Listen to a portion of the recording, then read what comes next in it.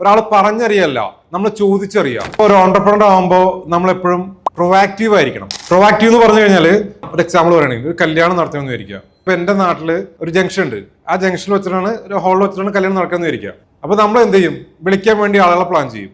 ഒരു ലിസ്റ്റൊക്കെ ഇട്ട്, കുറെ ലിസ്റ്റൊക്കെ ഇട്ട് പ്ലാൻ ചെയ്ത് എല്ലാം സെറ്റ് ചെയ്ത് ഫുഡിന്റെ കാര്യങ്ങളൊക്കെ സെറ്റ് ചെയ്ത് കഴിഞ്ഞിട്ട് ഇവരെ വിളിച്ച് എല്ലാം കഴിഞ്ഞ് കല്യാണം ഇത് ഫംഗ്ഷൻ നടന്നുകൊണ്ടിരിക്കുകയാണ്. നോക്കുമ്പോൾ ഫുഡ് എന്ത് ചെയ്യല്ല, ഫുഡ് തികയുന്നില്ല. അപ്പൊ അത് എന്താ റീസൺ എന്ന് ചോദിക്കുമ്പോൾ ഇവർ പുറത്തുനിന്ന് കുറച്ച് പേര് കയറിയിട്ടുണ്ട്. ഇത് എന്ത് ചെയ്യേണ്ടിണ്ടായിരുന്നു? നമ്മൾ എക്സ്പെക്ട് ചെയ്യണം ഇവിടുന്ന്. ഒരു അൺഎക്സ്പെക്റ്റഡ് ആയിട്ടുള്ള ഒരു കാര്യം, അൺഎക്സ്പെക്റ്റഡ് അല്ല, അത് വിസിബിൾ ആണ്. അവർ കയറുന്നുള്ള കാര്യം നമുക്കറിയാം. അപ്പൊ അതിനോട് കാൽക്കുലേറ്റ് ചെയ്തിട്ട് വേണം എന്ത് ചെയ്യാൻ. ഫുഡ് പ്ലാൻ ചെയ്തപ്പോൾ ചെയ്യേണ്ടിരുന്നത്. പക്ഷെ ഇത് ഇത്തിരി നേരത്തെ പ്ലാൻ ചെയ്തിരുന്നെങ്കിൽ ആ ഒരു പ്രശ്നമില്ലാതെ നമുക്കത് നടത്താമായിരുന്നു. അപ്പൊ പ്രൊവാക്റ്റീവ് ആയിരിക്കുക.